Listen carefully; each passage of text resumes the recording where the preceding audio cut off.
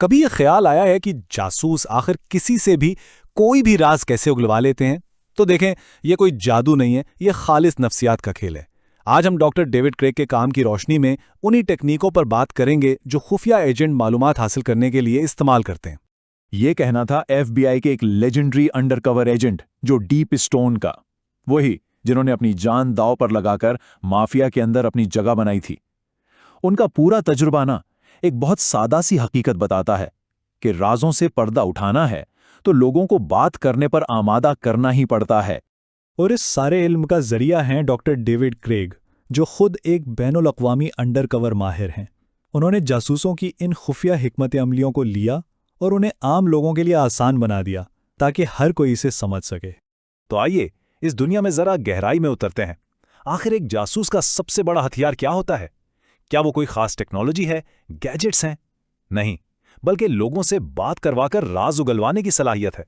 دیکھیے، ہر خفیہ آپریشن کی کامیابی یا ناکامی کا دار و مدار صرف اور صرف ایک چیز پر ہے، اور وہ ہے معلومات۔ اگر معلومات نہیں تو ساری کوششیں، سارے خطرات اور تمام قربانیاں سب بیکار ہیں۔ اصل جنگ ہی معلومات حاصل کرنے کی ہے۔ اچھا، اس سے پہلے کہ ہم راز اگلوانے کا طریقہ سیکھیں، یہ سمجھنا بہت ضروری ہے کہ آخر یہ راز ہوتا کیا ہے، اس کے پیچھے کی نفسیات کیا ہے۔ تو راز بنیادی طور پر ایک بند ڈبے کی طرح ہے۔ یہ جان بوجھ کر معلومات کو دوسروں سے چھپانے کا عمل ہے۔ اب وہ دوسرے کوئی ایک شخص بھی ہو سکتا ہے، کوئی کمپنی یا کوئی حکومت بھی۔ سارا کھیل چھپانے کے ارادے کا ہے۔ اور اس کھیل میں ہمیشہ دو کھلاڑی ہوتے ہیں۔ ایک ہوتا ہے رازدار جو معلومات کی حفاظت کر رہا ہوتا ہے، اور دوسرا ہوتا ہے راز کا ہدف، یعنی وہ جس سے معلومات چھپائی جا رہی ہیں۔ اب یہاں ایک بہت دلچسپ بات سامنے آتی ہے۔ راز بنیادی طور پر دو قسم کے ہوتے ہیں اور ان کا انحصار نیت پر ہوتا ہے۔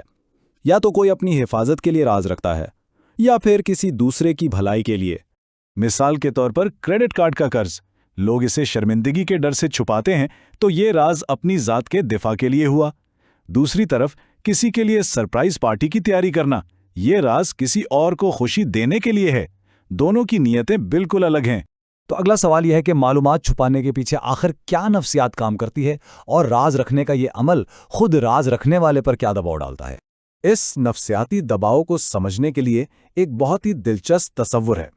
اسے کہتے ہیں وائٹ بیئر پرابلم یا سفید ریچھ کا مسئلہ۔ یہ ایک مشہور نفسیاتی تجربہ ہے۔ کسی کو کہا جائے کہ ایک سفید ریچھ کے بارے میں بالکل نہیں سوچنا، تو کیا ہوتا ہے؟ دماغ بار بار اسی سفید ریچھ کے بارے میں سوچنے لگتا ہے۔ یہی اصول راز رکھنے پر بھی لاگو ہوتا ہے۔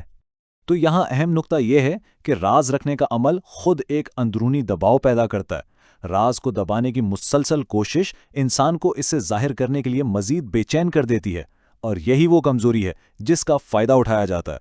انٹیلیجنس کی دنیا میں کام کرنے والے لوگ اسی نفسیاتی دباؤ کا فائدہ اٹھانے کے لیے ایک خاص ٹیکنیک استعمال کرتے ہیں۔ آئیے دیکھتے ہیں کہ اس فن کو کیا کہتے ہیں۔ اسے کہتے ہیں ایلیسیٹیشن۔ اب یہ کوئی پوچھ گچھ نہیں ہے، بلکہ اسے ایک ہنرمندانہ گفتگو سمجھیں۔ اس کا مقصد معلومات کو اس طرح آہستہ آہستہ حاصل کرنا ہے کہ دوسرے شخص کو احساس تک نہ ہو کہ وہ کوئی راز بتا رہا ہے۔ اچھا، اب یہ سب کچھ سننے میں کسی جاسوسی فلم کی کہانی جیسا لگتا ہے نا؟ لیکن سوال یہ ہے کہ کیا یہ ٹیکنیک صرف جاسوسوں کے لیے ہی ہے، یا کہیں یہ ہماری روزمرہ زندگی کا حصہ تو نہیں بن چکی؟ حقیقت تو یہ ہے کہ بڑی کمپنیاں ہر روز ہم پر یہ تکنیک استعمال کرتی ہیں۔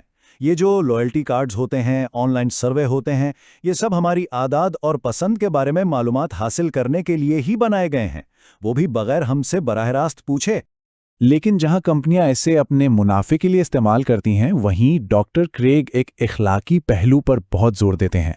ان کے مطابق ان تکنیکوں کا اصل مقصد کسی کو نقصان پہنچانا نہیں، بلکہ سمجھنا اور مدد کرنا ہونا چاہیے۔ تو آخر میں یہ تمام مہارتیں ہمیں کس نتیجے پر پہنچاتی ہیں؟